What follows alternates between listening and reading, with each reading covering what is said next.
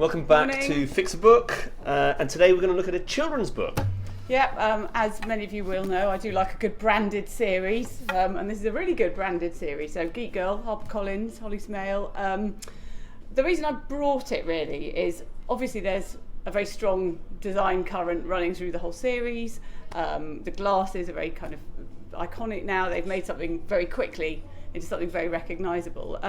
But I also just wanted to bring it because I don't know, there's something about children's books at the moment where design is followed through really well, all the way through every element. And I do think publishers for adults could learn a lot from it. There's obviously the glasses element which runs through the book. Not every page, but chapter openers, you get a little motif on the bottom. Nicely done, ads on the inside covers, again just continuing the brand through. Little details on the spine. Just a kind of thoughtful detail that runs through everything they do and every bit of communication they do as well. Yeah, I think it's really weird like how that. in publishing companies there seems to be this enormous chasm, this divide between the adult publishing side and the children's publishing side, and each argues that their world, their publishing model is completely different to the other, how children's publishing is very different to adult and vice versa, and there is some truth to that, but the problem is that there doesn't seem to be enough learning from one division to another, and I think there is a lot of innovation in children's publishing and in cover design, probably because there is a tendency for publishers to think stereotypically about younger audiences and think they are more alert, more into social media, more media savvy, and therefore they can have more fun with it and have a bit more freedom with it, like creating iconic branding devices, etc., etc.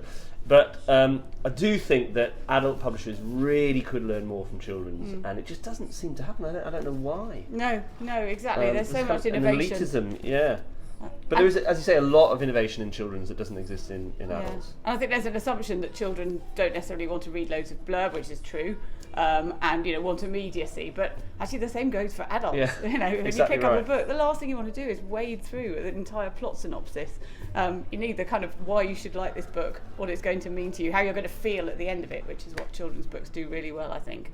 And adult books seem to forget that publishing, reading, especially fiction, is all about feeling. Yeah, absolutely. And you often lose that in a kind of clever idea or a design by committee or whatever it might be, whereas I think children's books seem to be much more direct and have a much more kind of seem to have a much simpler flow in terms of process as well. Yeah, it's great.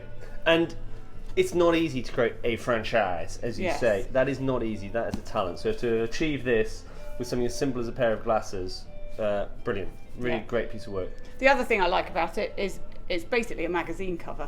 I think that's what they've done really well. Is they've looked at their market and said, what are they reading? And they're reading, magazines, websites, whatever it is, with big faces, with kind of scribbles, with something a bit more fluid than a traditional book cover.